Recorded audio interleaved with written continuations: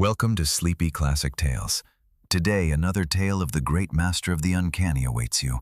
A story of love and death, of memory, and of a will that would be stronger than the grave. Ligeia by Edgar Allan Poe, published in the year 1838. Poe himself held it to be his finest story. We follow a man who mourns his departed wife and whose longing for her knows no bounds. A word beforehand. This story is dark and mysterious, quite unlike our gentler episodes. Make yourself comfortable, let go of the day, and come along.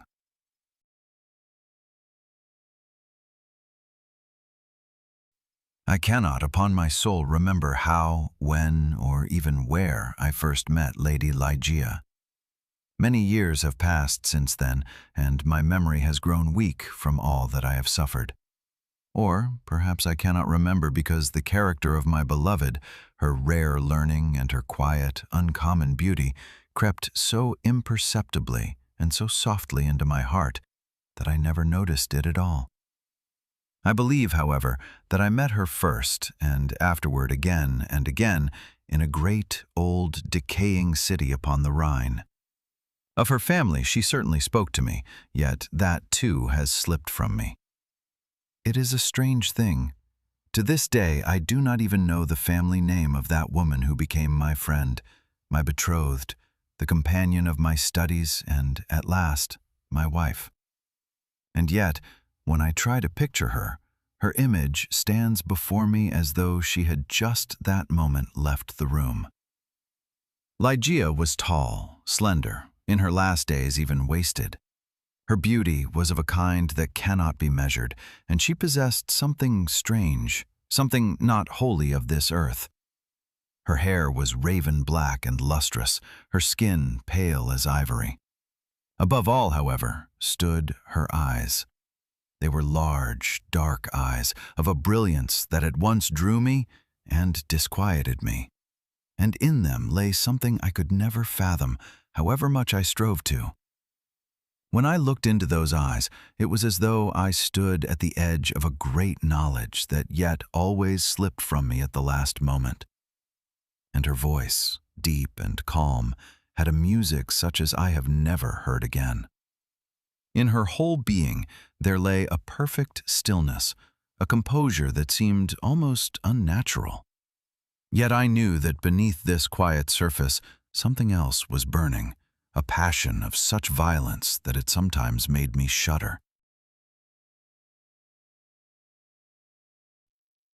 What held me most deeply in Ligeia was her mind.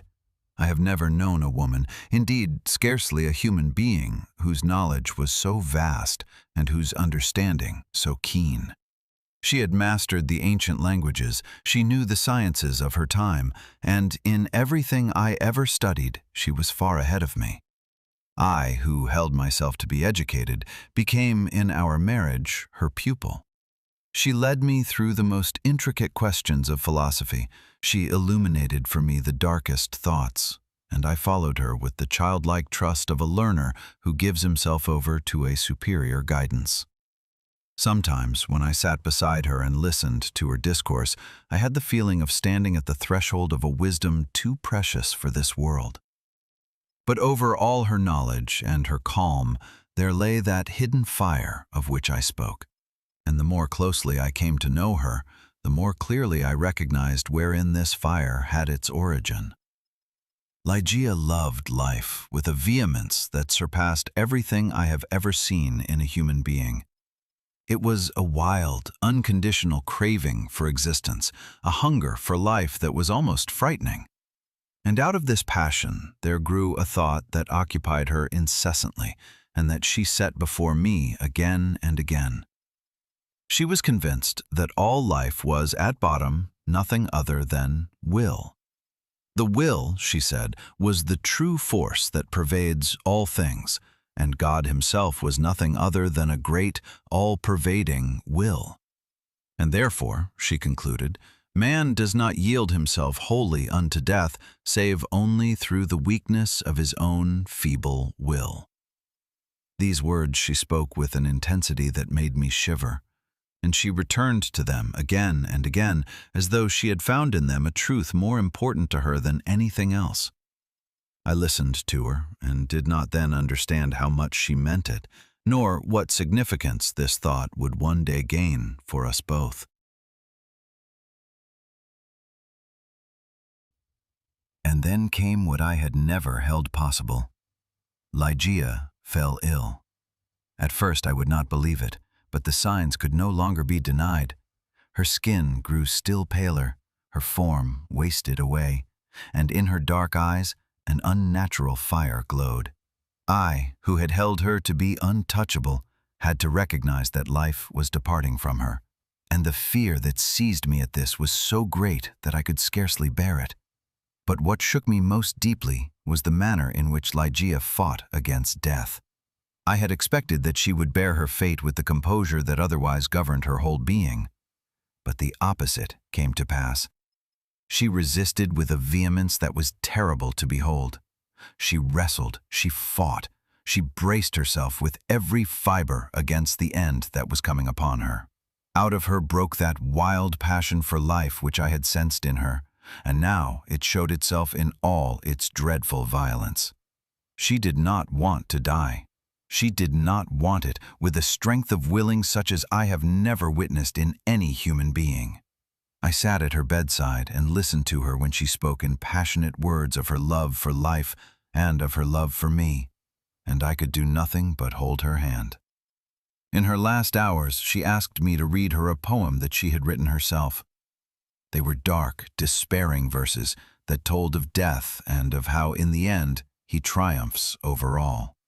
When I had finished, Ligeia started up with a cry, stretched her arms upward, and fell back upon her bed.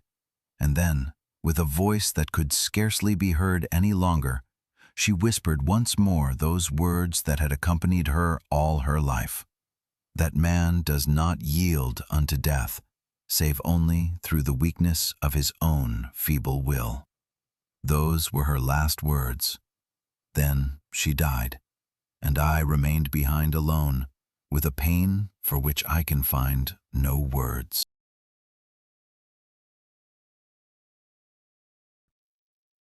After Ligeia's death, I could bear the old city upon the Rhine no longer. Every stone, every lane reminded me of her, and I fled from these memories. Ligeia had left me a considerable fortune, and with this money I bought, in a remote and desolate corner of England, an old abbey, a crumbling pile that no one had inhabited for a long time. From the outside I left the building as it was, gloomy and weathered, overgrown with ivy and moss. Within, however, I fell into a strange craving for splendor. I had the rooms fitted out with an almost insane extravagance, with heavy curtains, with Egyptian carvings, with outlandish furnishings and wild, bewildering patterns. And what I created there was less a dwelling than the image of my own shattered dreams. For in that time, something else had taken possession of me. I had fallen to opium, hopelessly and wholly, and my thinking, my acting, and my desires took on more and more the colors of my drugged dreams. In the long nights I called her name aloud into the silence, as though I could draw her back to this earth by the sheer force of my longing. I reveled in memories of her purity, of her wisdom, of the ardent love she had borne me, and my craving for her burned more fiercely than ever before.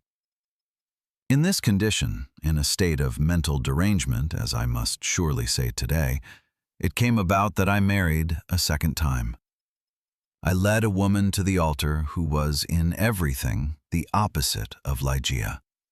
The fair-haired, blue-eyed Lady Rowena Trevanion of Tremaine. Her family had given her over to me out of greed for money, and I took her without love, without affection, without the least wish for her nearness. And into that very chamber which I had furnished most strangely and most uncannily, I led my young bride.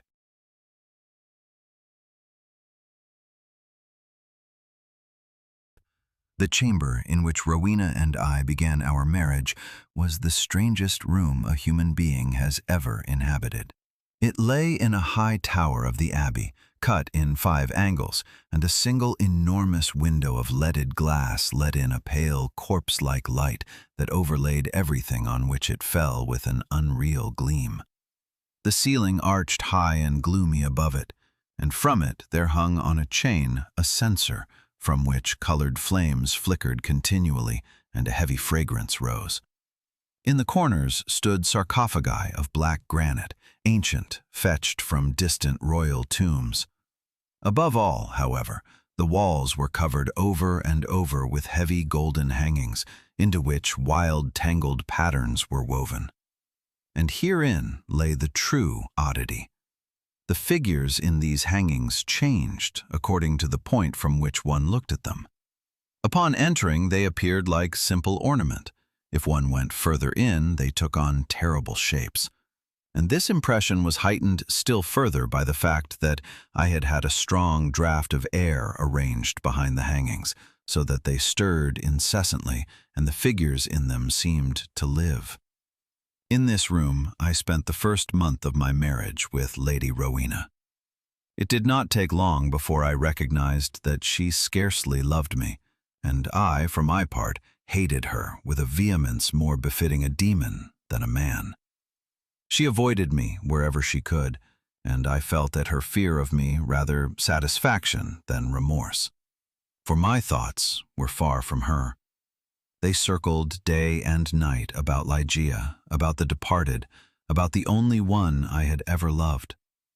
In the nights, when the opium confused my senses, I called her name aloud into the darkness, as though I could bring her back from the grave through the violence of my longing. So I lived beside a woman I did not want, and my whole soul was with a dead woman.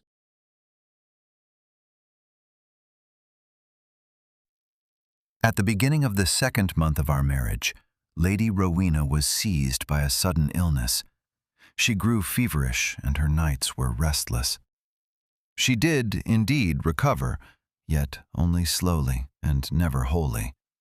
And from then on she was visited by recurring attacks that weakened her visibly. In her fever, she began to speak of strange things. She said she heard sounds in the room, faint noises that no one but she perceived. She said she saw movements in the golden wall hangings, as though something lived within them. I listened to her complaints with indifference, and attributed everything to her illness and to the uncanny cut of the room, in which the eternal draught stirred the curtains. Yet Rowena grew ever more fearful and weaker, and it was soon apparent that she would succumb to her affliction. On one of those nights, when she was particularly agitated and weak, I rose to fetch her a goblet of wine and to strengthen her with it. That evening, as so often, I had taken opium, and my senses were not the clearest. Halfway across the room, I thought I felt something glide past me, light and soundless, and in the faint glow of the censer, I believed I perceived a shadow upon the carpet, a delicate shadow of almost angelic form.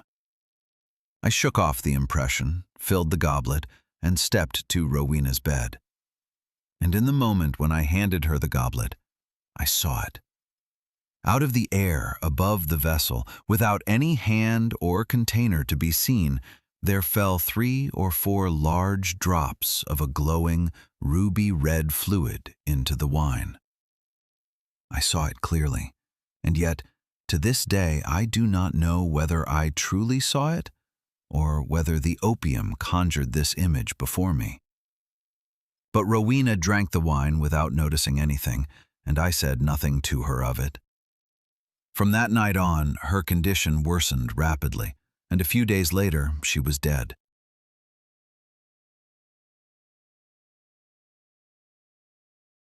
They wrapped the body in linen, as was the custom, and laid it out in that very chamber in which she had died.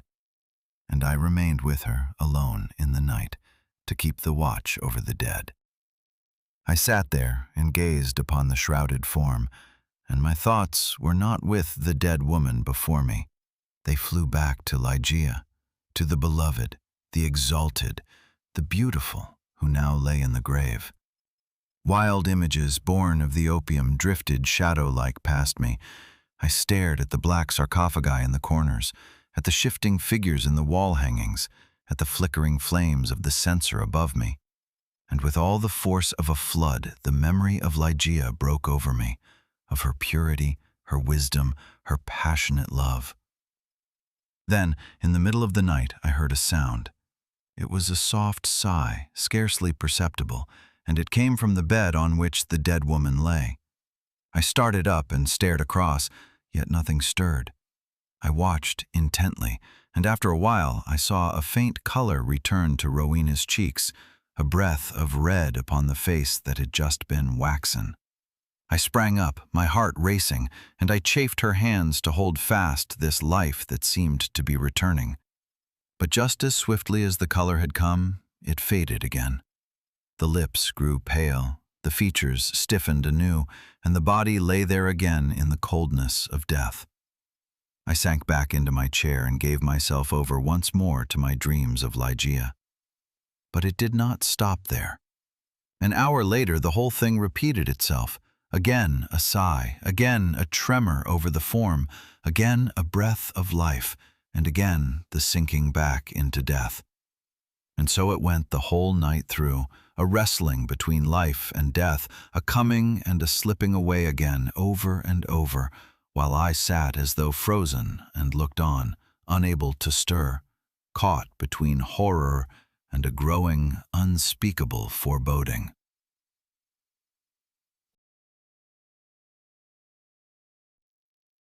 Toward morning, as the pale light began to dawn through the high window, it happened for the last time. The shrouded form upon the bed moved, and this time it was different from before. It did not merely stir, it raised itself up. Slowly, with a terrible resolution, the form rose from its couch, stood there in its grave clothes, and then walked with firm steps into the middle of the room. I did not move. I sat as though turned to stone, and 1,000 thoughts stormed in upon me. It must be Rowena, surely, and yet something was not right. This form seemed taller than Rowena. It stood more upright, and in its bearing there lay something that seemed familiar to me, and that at the same time froze the blood in my veins. I staggered toward it. I stretched out my hands to it, and I touched it.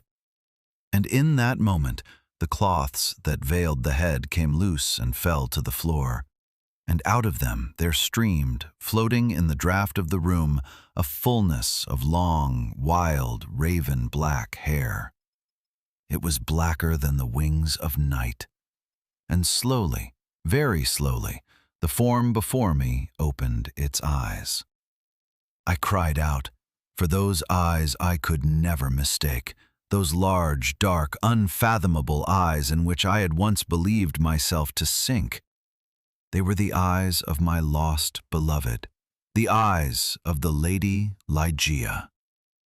Whether it truly happened, whether she had indeed returned, by the power of that mighty will of which she had spoken all her life, or whether it was only the phantom of a mind shattered by opium and by grief, that I cannot say to this day.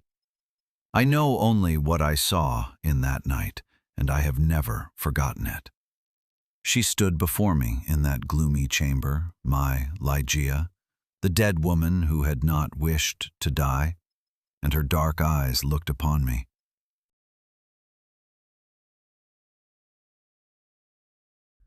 That was our short retelling of Ligeia by Edgar Allan Poe. A dark story of a great love, of a will that rebelled against death, and of a man who could never again say with certainty what he truly experienced in that night. Good night, and if you like, we'll hear each other again tomorrow, here at Sleepy Classic Tales.